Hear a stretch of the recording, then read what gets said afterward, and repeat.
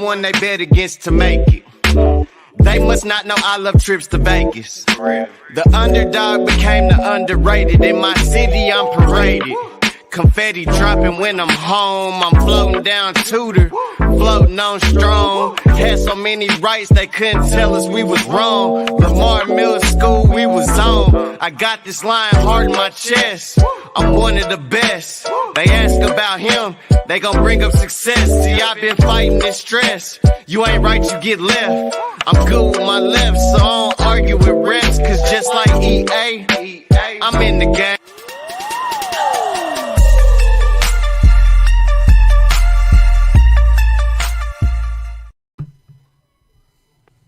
What's up? What's up? This is your boy K Rich, and we're back at it again. We Give 110 style with Sean from Equabala.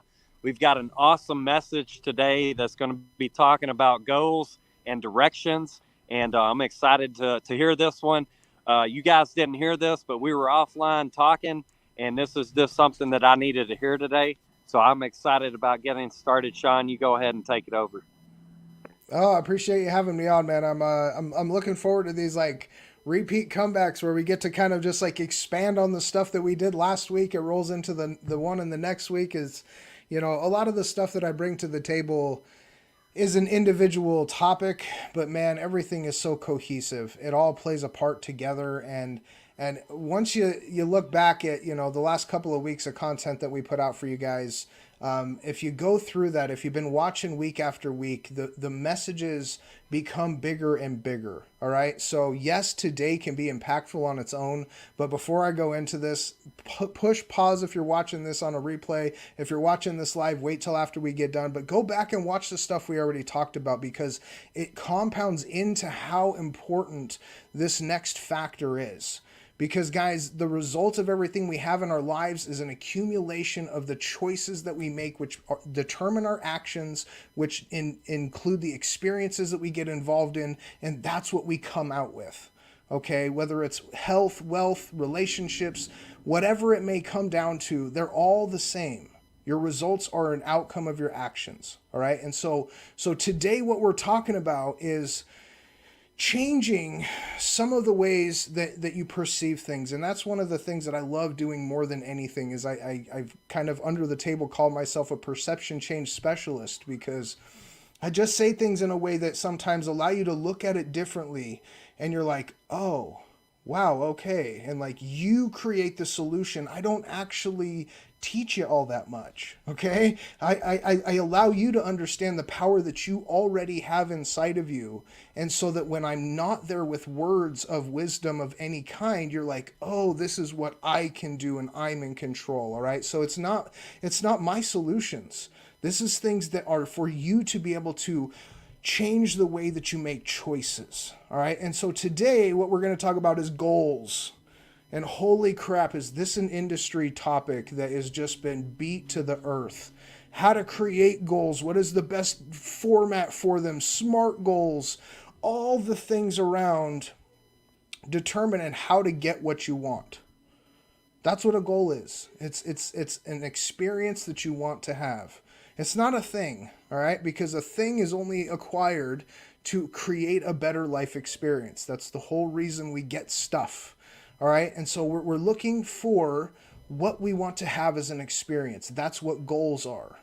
And so, for example, if we talk about, like, I don't want to do health every single week because that becomes kind of boring. We even talk about wealth. Okay. So if you want to get rich, all right, what does that definition come down to for you? Like, how much money do you need to have consistently, and for how long, and with what kind of, you know, debts and asset figures and all kinds of like stipulations for you to form this vision of what it means for you to be financially stable or well off or rich or whatever term you want to use. Okay.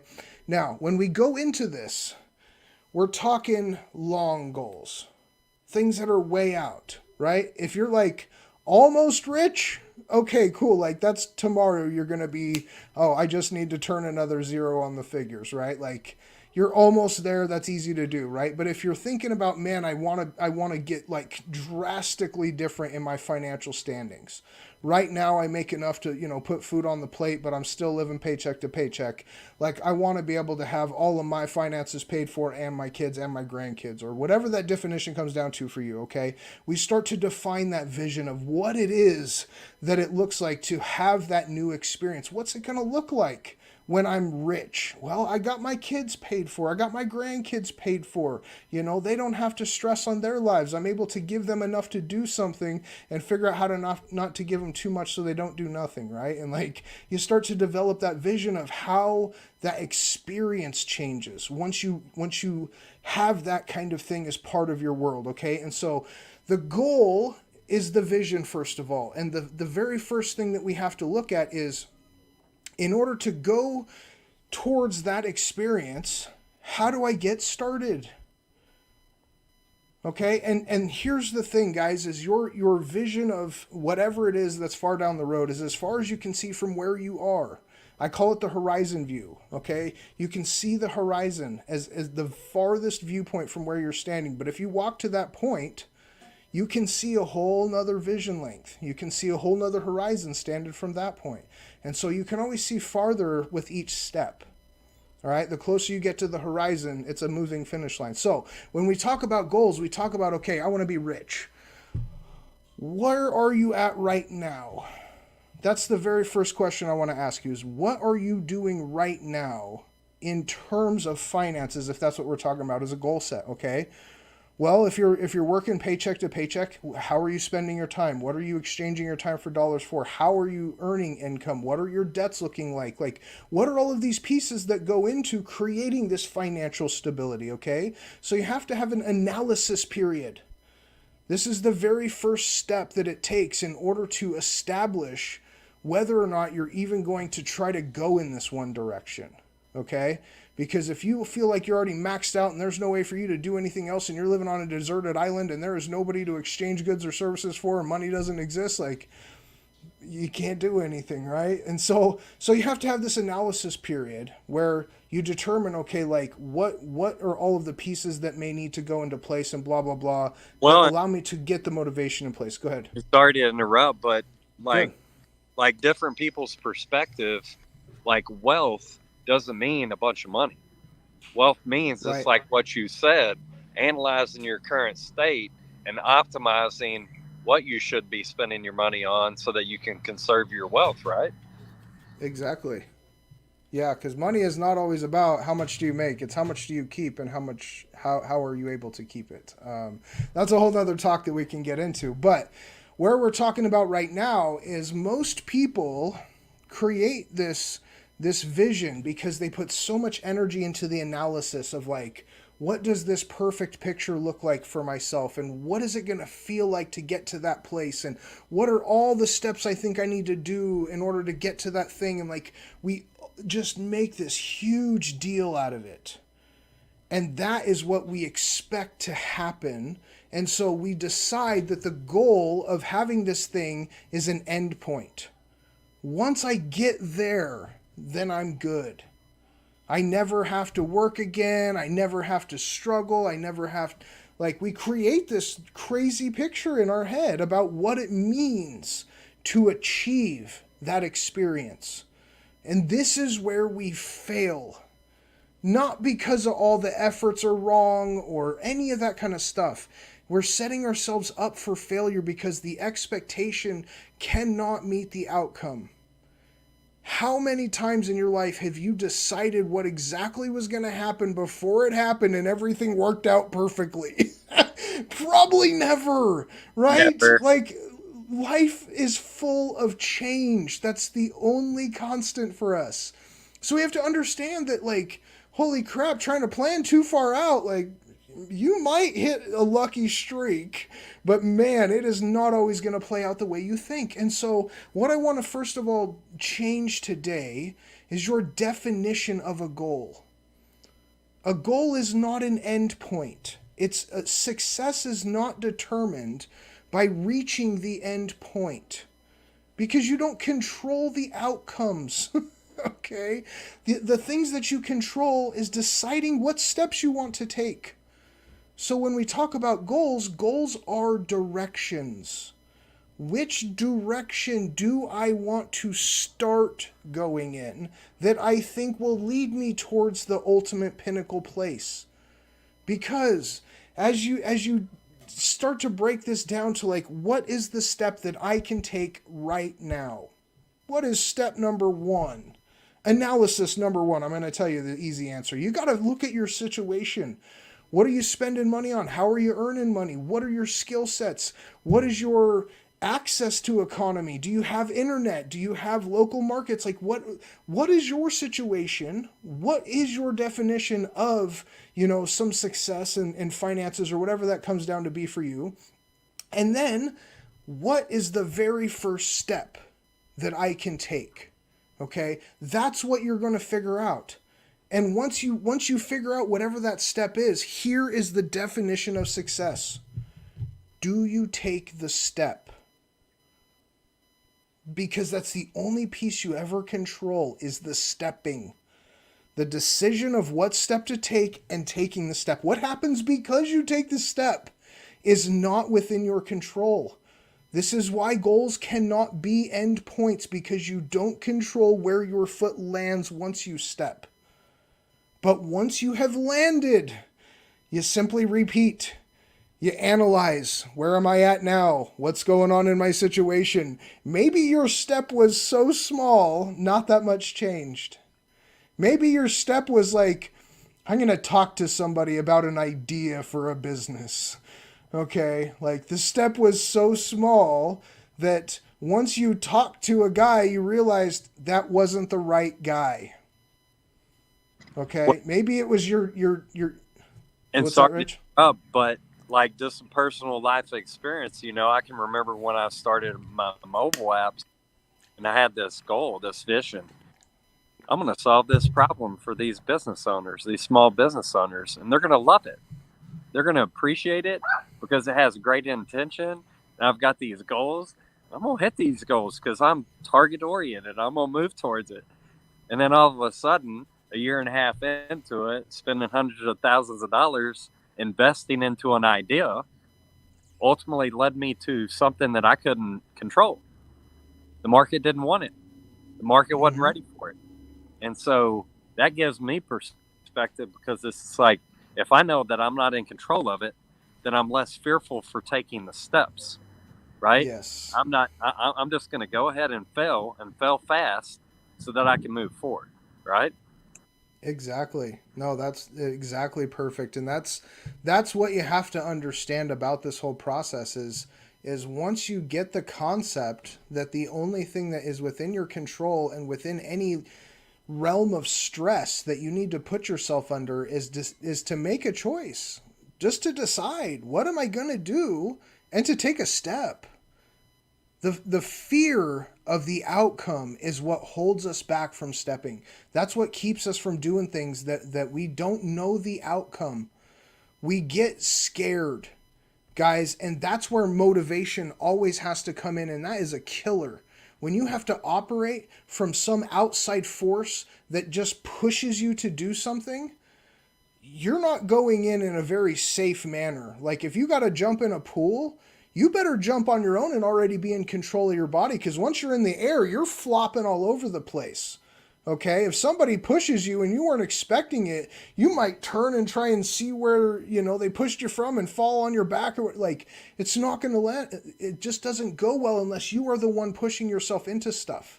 And the only reason that you will take a step, for me, inspiration comes with guaranteed emotionals. I feel confident that I know what the outcome is going to be, and those are the things that I love doing.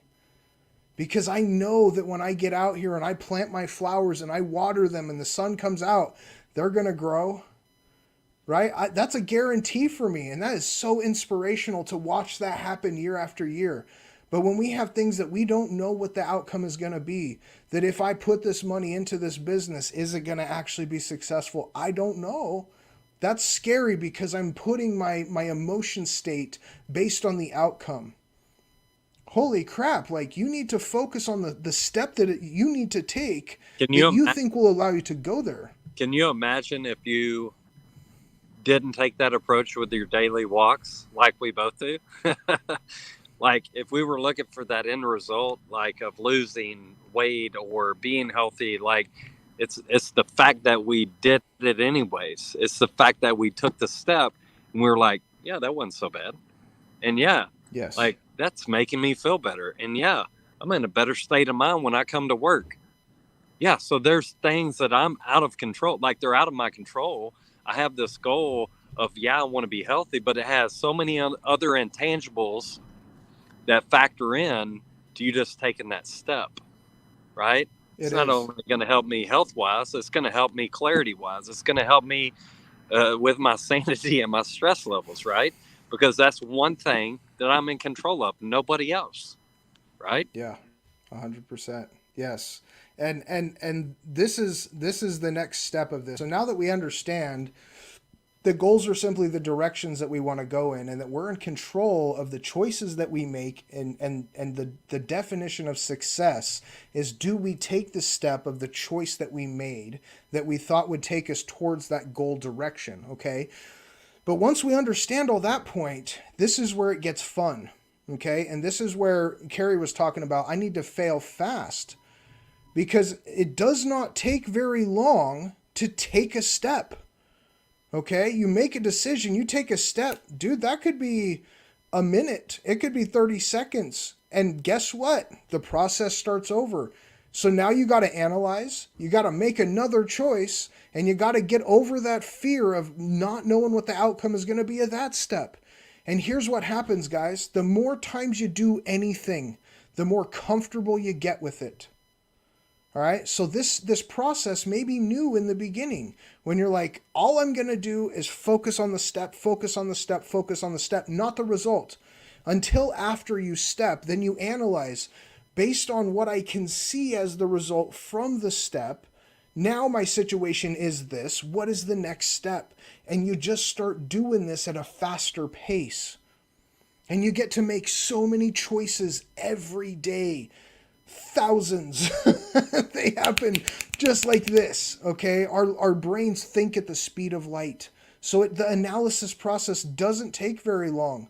You think about, Carrie's a coach, man, and man, out on the baseball field, like, these guys are split-second decision-making. That stuff happens so fast. A guy throws a 95-mile-an-hour fastball.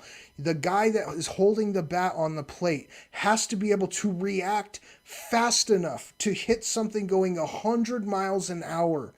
They do not get to really wait to see where the ball is moving before they make their decision about how I'm moving into my swing. It is almost simultaneous, okay?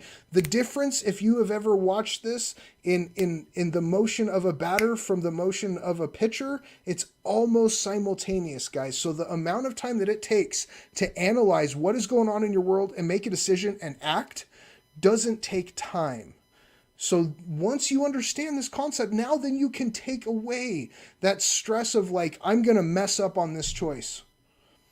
It's all good because you got 10,000 more to make today. So if you just keep going, you'll probably get better at it. Okay. And I damn sure didn't go walking up to the plate thinking I'm going to strike out. Sure. I'm picking a gap. I'm thinking I'm going to go yard on this guy. I'm not thinking I'm going to step in here and strike out. But listen, that's not the goal I was focused on. The goal I was focused on was the repetition and the timing and how I could get in alignment with that pitcher so that I could read him so that I could hit the ball, right? Exactly. And that was like taking incremental steps. When I was in the dugout, I was watching the pitcher. When I was on deck, I was watching the pitcher. When I'm in the batting box, I'm watching the pitcher. And this whole time, I'm getting mental rep after mental rep after mental rep because I'm taking action. That's one of the things that, like with smaller kids, I coached my 7U son and I coached my 11U son. And the difference between those two ages is one has the ability to process more than one thing at a time, and the other one has a hard time processing one thing at a time. Right. So like, how do you train that? Well, take a step. Okay, how did that feel? Okay, now do it again. How did that feel? Right. Yes. Yes. And that is the big key, guys, is understanding that you don't have to focus on the far off stuff, okay? And you don't hit home runs by stepping up to the plate and swinging once. If you have the determination that you want to change your financials start getting better by earning $1, not $1,000,000. All right. And so the very first time you go to hit a home run, you're probably going to miss a bunch of times swinging at a ball until you understand how to control your body and how to watch the ball come out and all the nuances that allow the end point to get better at matching your expectation. Okay. And this is what we start to determine as confidence in that knowledge that the steps that we're going to take have kind of an understood outcome. Where as you have done something a few times, you get better at it because you get more comfortable with it and you know what to expect and you can operate in those split second, instant, momentary decision-making opportunities at a better rate. And once you get good at the process of doing this over and over, then you can start to move faster. Okay? So the very first time that you start doing this may be brand new. I mean, this was a hard thing for me to really implement because as we are put into school, first of all, we are told like what the end goal is. You're going to go through grade school and junior high and high school, and then you're going to get into college, and then you're going to work this career, and then you're going to retire. It was like everything was mapped out for us. And so you had to do this step to go to this step. And there was no decision-making process. It was like, oh, I'm just doing what they've already told me to do. So there was no fear in taking the steps.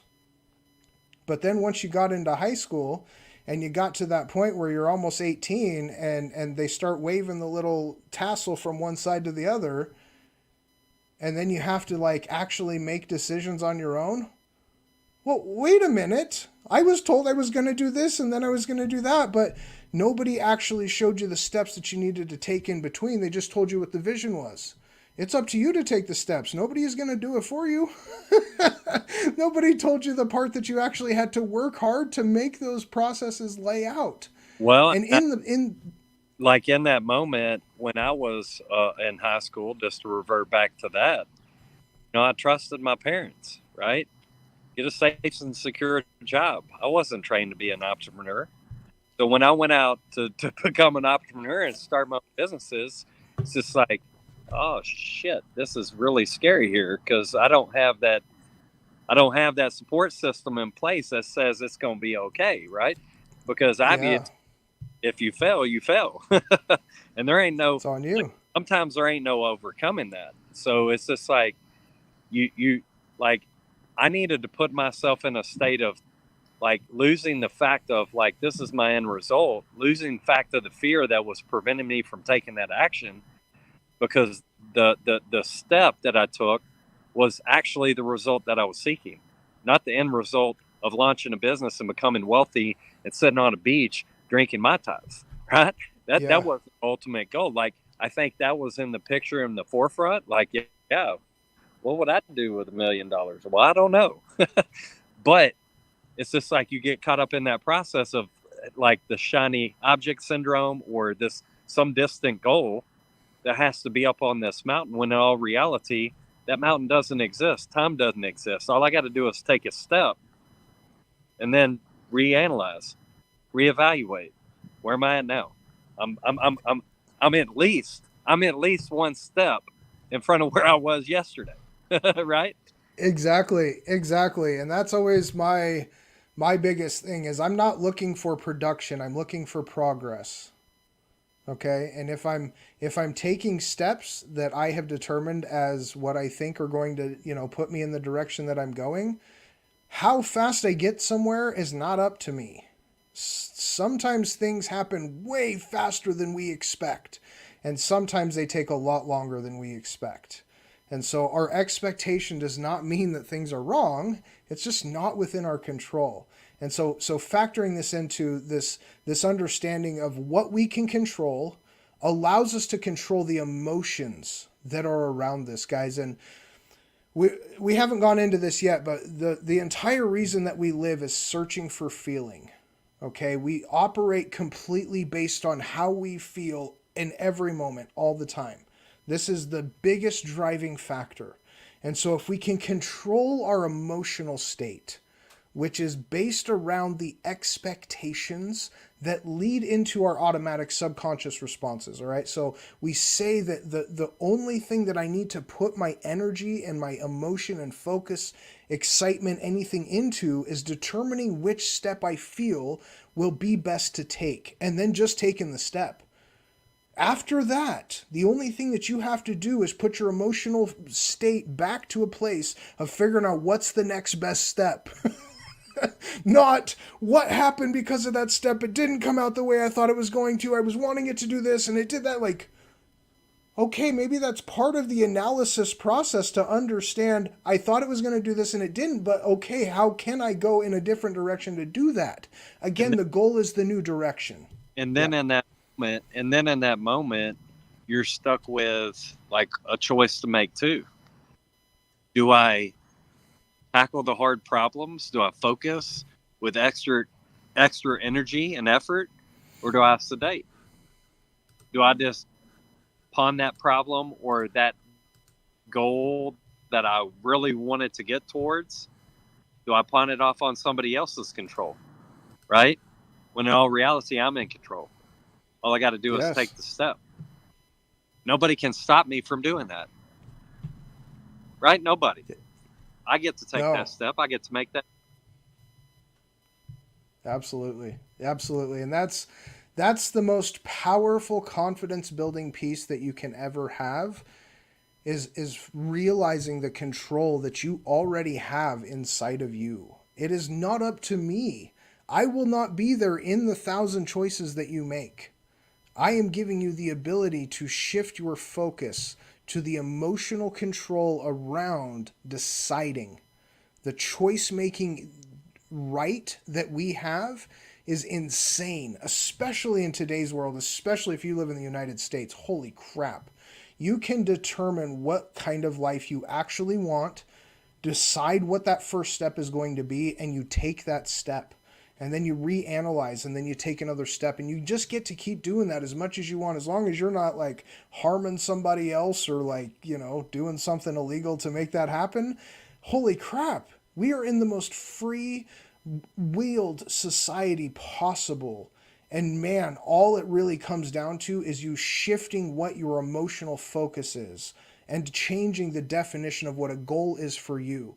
And when you start to celebrate the success of taking the step, when you jump off the bridge and you're going into the river, sometimes you're going to land right and sometimes you won't.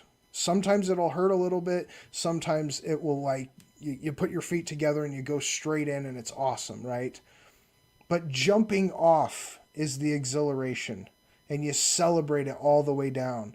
And then you figure out how to get your feet in line better every single time to where you can just expect, I've done it so many times, I know how to put my feet together and I can go right in the water and it doesn't hurt at all. And then the celebrations get even bigger because that emotional guarantee is there. That I don't have any fear of jumping off this thing. And now I'm going to see how far I can jump.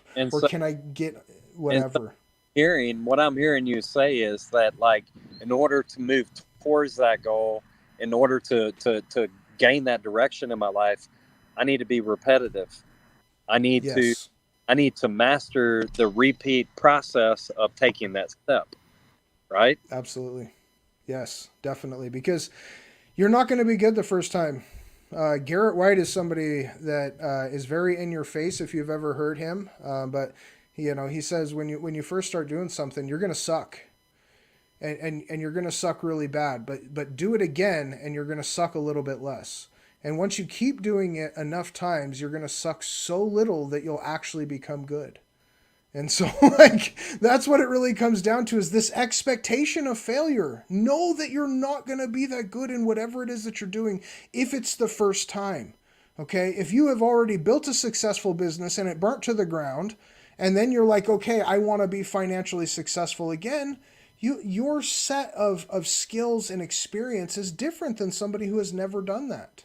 They don't know what it takes to set up and run a business. You know now what it is that it takes not to run a business successfully, because you either win some or you learn some. Okay? You never come out of an experience with a loss.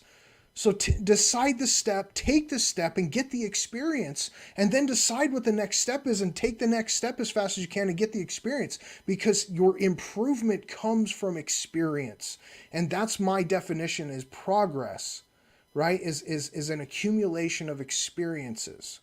And so as long as we are either winning or learning, we're in a progress state. And especially as entrepreneurs, holy crap, is momentum important.